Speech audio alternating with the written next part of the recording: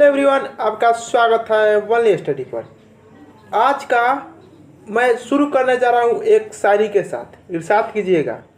संघर्ष में आदमी अकेला होता है, सफलता में दुनिया उसके साथ होती है।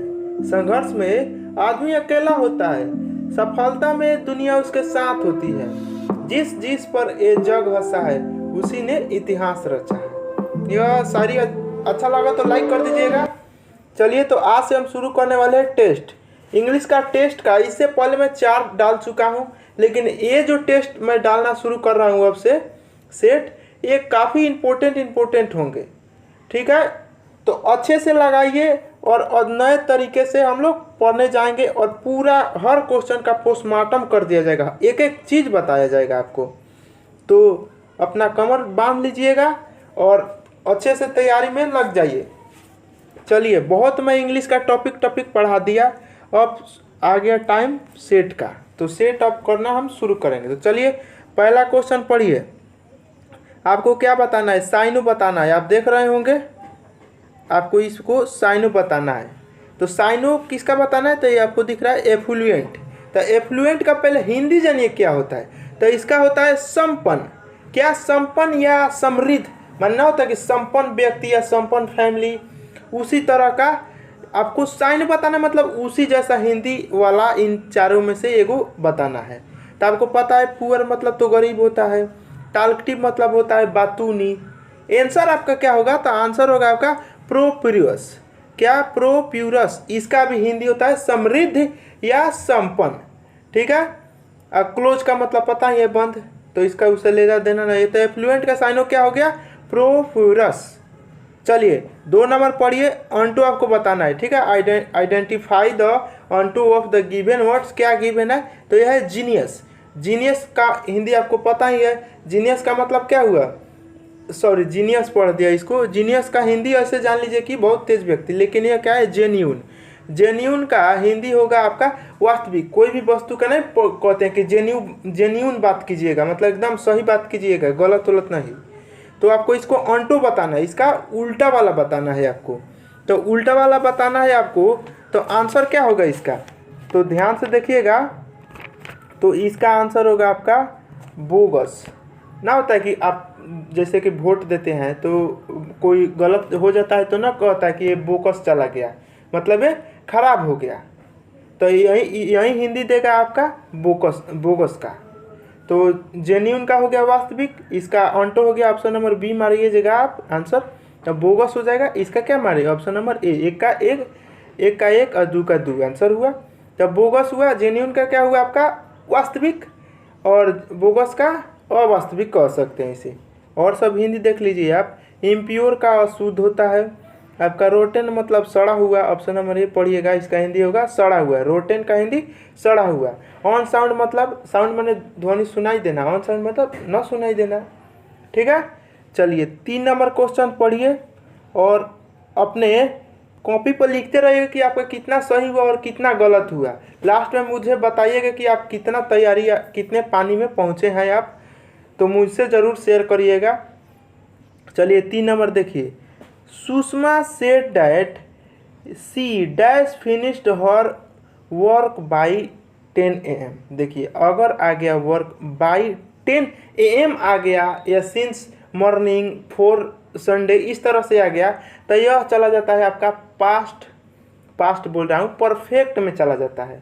ठीक है, अब किस में गया है? प्रेजेंट परफेक्ट में या फ्यूचर या पास्ट, ये आपको ध्यान देना होगा। ये फर्स्ट वाला से पता चलेगा। सेट दिया है मतलब यह पास्ट इंडिफिनिट में है। तो जो डैट के बाद जो जुड़ा हुआ है वो अभी आपको पास्ट में ही रहेगा। तो ये किस में जाएगा? पास्ट परफेक्ट में जाएगा। पास्ट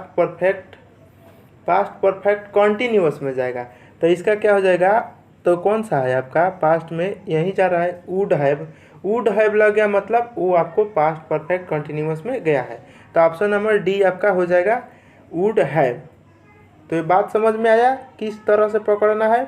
यहाँ अगर यहाँ पहले चेक करना है फर्स्ट में कि किस रूप में, प्रेजेंट में है, पास्ट में है, तो इसके बाद में जो जुटा है डेट से वो भी पास्ट में ही जाता है।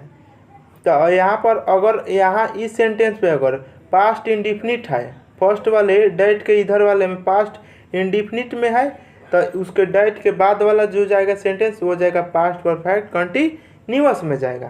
तो इस बात को ध्यान रखिएगा। चलिए 4 नंबर क्वेश्चन पढ़िए।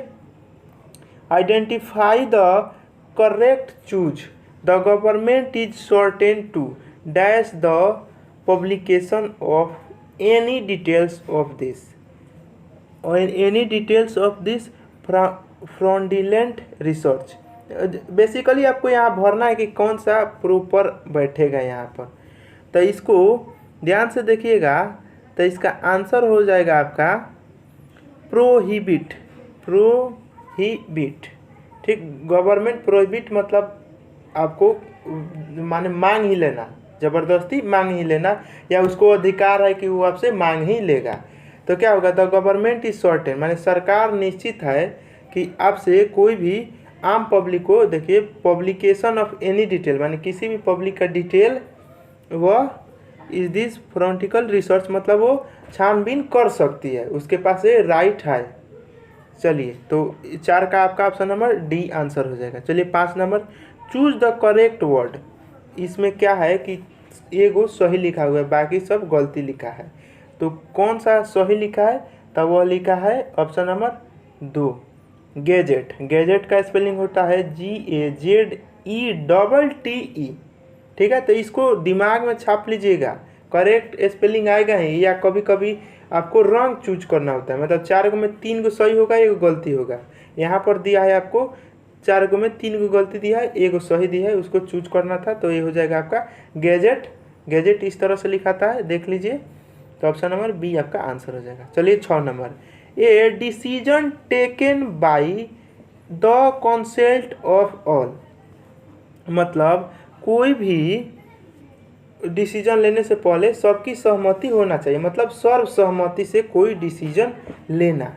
तो उसका क्या हो जाएगा आंसर आपका on एनिमस, option number D. On एनिमस मतलब सर्वसहमति से। ठीक है, ऑन एनिमस का हिंदी होता है सर्वसहमति से। ये आपको फ्रेजल के जरिए सब टाइटल है, जैसे कि हिंदी में ना होता है लंबोदर, तो उसका पूरा हिंदी बोलिएगा तो क्या होगा कि जिसका नाक लंबा हो। तो उसी तरह का यह भी इंग्लिश में है, यह ऑन सर्टेन मतलब सर्वसहमति, मतलब जिसमें सबका सहमत हो, सबका मत हो कि हाँ ये काम होना चाहिए, हाँ ये डिसीजन मैं भी इसे सहमत हूँ। तो वहीं आपको इंग्लिश में लिखा है a decision taken by the consult of all, माने कोई डिसीजन लेने से पहले सबके से पूछ लीजिए, सहमति ले लीजिए, राय ले लीजिए। तो उसी को एक लाइन में बोलेंगे तो ऑन एनिमस बोलिएगा, इसका हिंदी होगा सर्वसहमति से। ठीक है, और सब हिंदी देख लीजिए। बी का देखिएगा हिंदी कंसल्ट, कंसल्ट का हिंदी होता है परामर्श। ठीक है, चलिए नेक्स्ट क्वेश्चन देखते हैं। चलिए 7 नंबर पढ़िए। 7 नंबर पढ़िएगा तो आइडेंटिफाई द करेक्ट प्रीपोजिशन।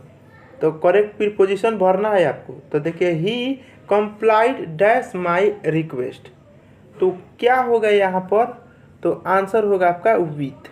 अब देखिए विथ का और यहाँ पर बाई का किस तरह से प्रयोग करते हैं यह समझिए। ही कंप्लाइड विथ माई रेस्पेक्ट। तो यहाँ पर जब भी किसी सजीव चीज़ों के लिए के साथ का अगर सेंस आ रहा है सजीव चीज़ों के लिए, तो वहाँ पर लगाया जाता है विथ, और जब निर्जीव चीज़ों के लिए लगाना होता है तो वहाँ पर लगाते हैं हम बाई। ये ज़्यादातर क्वेश्चंस आते हैं इस तरह का, तो ध्यान दीजिएगा। तो क्या हो जाएगा, he complied with my request. Option number A आपका आंसर हो जाएगा। 7 का ए आपका आंसर हो जाएगा। चलिए 8 नंबर देखिए, क्या भरना है, करेक्ट आर्टिकल यहाँ पर भरना है। अब यहाँ ध्यान दीजिएगा, मेन आपको है, इस तरह का बहुत लड़का गलत करता है कि एगो रटले है कि हाँ भवेल के पहले लगा देना है एन, बाकी सब के साथ कंसोनेंट के साथ ए लगा देना है। लेकिन नियम क्या होता है ये देखिए, यहाँ पर ऑप्शन नंबर हो जाएगा ए एन होगा। अब मैं बताता हूँ कैसे होगा। देखिए किसी भी वर्ड के पहले आप नाउन के पहले लगा रहे हैं आर्टिकल, तो उसको ध्यान से पढ़िए, और पढ़ने में उच्चारण से अगर जैसे एम, एम को हिंदी में क्या लिखिएगा, एम पी, इस तरह से लिखिएगा ना। तो उच्चारण में अगर हमें स्वर वर्ण से उच्चारण होगा तो हम उसके पहले लगाते हैं एन। ठीक। और उच्चारण में अगर व्यंजन वर्ण से हो रहा है तो लगाते हैं ए। अब यह वॉवेल पहला लेटर हो या कॉन्सोनेंट हो उसे हमें लेना देना नहीं है। सिर्फ हमें इस बात को ध्यान देना है कि इसको अगर पढ़ रहे हैं हम, उच्चारण कर रहे हैं, तो उसको उच्चारण करने में जो पहला लेटर आ रहा है हिंदी में वह स्वर्ण वर्ण आया। ये आपको पता होना चाहिए कि स्वर्ण वर्ण कितने होते हैं। तो स्वर्ण वर्ण आपका ओ आ ई जो है, ओ आ का जितना है ये सब स्वर्ण वर्ण में आता है, बाकी सब कॉन्सोनेंट में आता है। तो ये आपको पता है ना, आता है का किस में, स्वर्ण वर्ण में। तो इसको पढ़िएगा एम को किस तरह से, ए एम। तो इसका पहला लेटर स्वर्ण आ गया, इसीलिए यहाँ पर एन का प्रयोग होगा। चलिए यहाँ पर मेन चीज़ है उसका उच्चारण किस तरह से होता है, ये ना कि उस वॉवेल है या कॉन्सोनेंट है, ये बात वहाँ पर मायने नहीं रखता है। ज़्यादातर क्वेश्चन इसी तरह से देगा। चलिए 9 नंबर पढ़िए, one who speaks on behalf of others. मतलब ना होता है कि दूसरे की ओर से बोलने वाला, ठीक है, मतलब किसी के पक्ष में बोलने वाला, बिहाफ। तो उसका क्या हो जाएगा, ये अभी आपको सब्स्टिट्यूशन है, तो वन ऑफ सब्स्टिट्यूशन है, मतलब बड़ा वर्ड को एक वर्ड में कैसे बोले। तो इसका हो जाएगा स्पोक्स पर्सन। इसका होता है आपका हिंदी आपका जानिएगा तो वक्ता होता है, ठीक है। मतलब किसी दूसरे के बदला देखते हैं कि किसी देश का ना बोलते हैं कि भारत का स्पोक पर्सन ये हैं, या किसी संस्था का भी स्पोक पर्सन बनाया जाता है कि हाँ कोई भी बात कहना हो तो पूरा संस्था के लोग थोड़े आकर बोलेंगे, उसीलिए एक आदमी रखा जाता है कि वो अपने संस्था की तरफ से बोलेंगे। तो आपका आंसर हो जाएगा ऑप्शन नंबर 2। अब क्लियर हुआ वन वर्ड, इसको ध्यान रखिएगा, one who speaks on behalf of others, मतलब स्पोक पर्सन, उसका आंसर हो जाएगा 9 का। चलिए नेक्स्ट क्वेश्चन, और सब देख सकते हैं आप हिंदी। एक का पढ़िएगा, सुसाइड का आपको पता ही है, आत्महत्या। अब वॉल्टेन का हिंदी होता है अनुभवी, क्या, अनुभवी। और ऑर्टर का होता है वक्ता, ठीक है। चलिए नेक्स्ट क्वेश्चन देखते हैं, 10 नंबर। 10 नंबर पढ़िए, 10 नंबर क्या है, फैट। अब यह बता, एडजेक्टिव बनाना है आपको कि एडजेक्टिव इसका क्या होगा, फैट का। तो एडजेक्टिव बनाने के लिए आप सिर्फ करना क्या होता है कि इसके अंत में फुल लगाइए। अब सबके सेंटेंस के लिए अलग अलग नियम है एडजेक्टिव बनाने का, ये अगर पढ़े होंगे एडजेक्टिव ठीक से तो बना पाइएगा अच्छे से। तो यह ऑप्शन नंबर ए आपका आंसर हो जाएगा, ठीक है। फैटफुल, फेटफुल, फेटफुल पढ़िएगा, फैट नहीं फेटफुल। तो फेट का एडजेक्टिव फेटफुल, प्लुरल भी बनाने को देता है, आगे देखेंगे कहीं दिया होगा। चलिए 11 नंबर, गिवन द, देखिए आइए 11 number, given the plural of the given word. अब क्या है, स्पाई। स्पाई का आपको क्या बनाना है, प्लुरल। अब देखिए किसी भी चीज़ को, किसी भी नाउन को प्लुरल बनाना है, वर्ब को प्लुरल बनाना है, तो उसके अंत में जब अगर वाई है तो वाई को हटाकर वहाँ पर लिख दिया जाता है IES, क्या, IES। ऐसे इसका हिंदी जानिएगा, स्पाइसी का तो होता है आपका जासूस, ठीक है। लेकिन यहाँ पर आपको बनाना है प्लुरल, तो प्लुरल इसका क्या होगा, ऑप्शन नंबर सी, ठीक है। क्या मैं बोला ना कि वाई अगर दिया हो तो उसको हटाकर क्या लिख दिया जाता है, IES जोड़ दीजिएगा तो वो बन जाएगा प्लुरल, वो वर्ब क्या बन जाएगा, प्लुरल। चलिए तो आप इसका हिंदी आपको ध्यान में रखिएगा, स्पाइसी का जासूस। चलिए फिल्म भी आता है, साउथ का एक होगा आपका महेश बाबू का स्पाई, तो क्या उसमें यही किरदार दिखाया गया है कि वो एक जासूस है, तो उसे भी आप ध्यान रखिएगा। चलिए नेक्स्ट क्वेश्चन 12 नंबर पढ़िए, fill in the blanks with suitable conjunction. यहाँ पर आपको भरना है कंजक्शन, तो क्या होगा, तो यहाँ पर होगा आपका ऑप्शन नंबर ए, ठीक है। ऑल दो it is costly, although it is costly yet we have brought it, मतलब यह बहुत महंगा है लेकिन yet we have bought, लेकिन हम इसे खरीदेंगे। तो आपका ऑप्शन नंबर ए आंसर हो जाएगा। चलिए देखिए हर एग्जाम में इसमें नरेशन एक वॉइस पूछता है। अब नरेशन पूछते हैं या वॉइस पूछते हैं, तो आइए हम देखते हैं। पहले क्या दिया है, नरेशन आपको भरना है, इनडायरेक्ट। तो रूल्स सब पता होना चाहिए तभी जाकर आप तेज़ी में कर पाइएगा। तो देखिए इसका हो जाएगा ही सेड टू मी, मतलब ही आस्क। पहले इसको तोड़िएगा, पास्ट में है तो इसको ही आस्क मी अब कोमा हटता है तो क्या लगता है, यहाँ पर डेट लगता है या विफ या वेदर लगता है। लेकिन जब WHO रहता है तो ये सब कुछ नहीं आता है, इन्वर्टेड कोमा हटता है और वेयर या जो भी एक क्वेश्चन मार्क वाला रहता है उसको ले लिया जाता है। तो वेयर दिया है तो वेयर लिख लीजिए।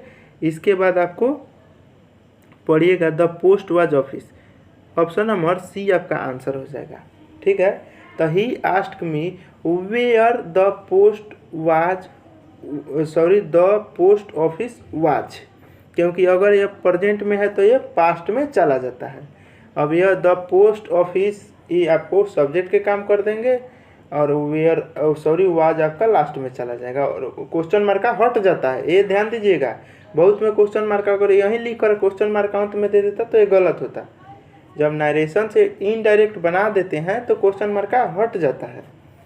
चलिए 14 नंबर देखिए, द क्लोजन वाज विगेन a lot laughed at by them. देखिए यह पैसिव बना चुका है, आपको एक्टिव में लाना है।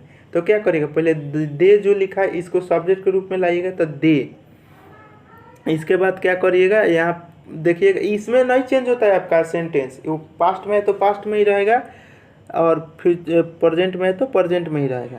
तो देखिए तो दे, अब दे क्या लेता है वेयर, तो वेयर लगाइएगा तो दे वेयर। देखिए दूगो में वेयर आपको दिख रहा है, इसका मतलब सी और डी ऐसा ही छटेगा। अभी दूगो में कौन आंसर होगा, तो they were laughing at the clown होगा, ऑन द नहीं एट, एट यहाँ पर है तो एट लगाइएगा, यहाँ ऑन दे दिया है, अपने तरफ से ये नहीं लगा सकता तो ये गलत होगा।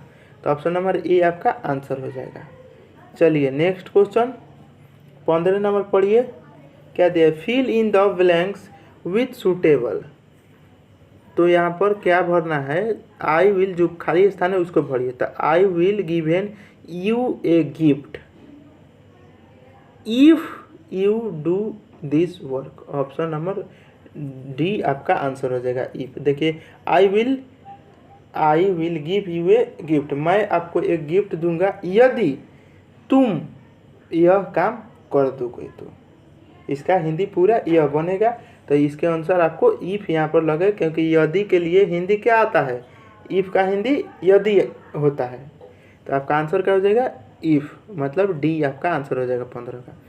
चलिए 16 नंबर, इसको क्या करना है आपको, आइडिया में फ्रेजेज आपको देखना है। तो देखिए किसका देखना है, तो पढ़िएगा यहाँ से पढ़िएगा, टू ब्रिंग वंस, ये आइडिया फ्रेजेज है।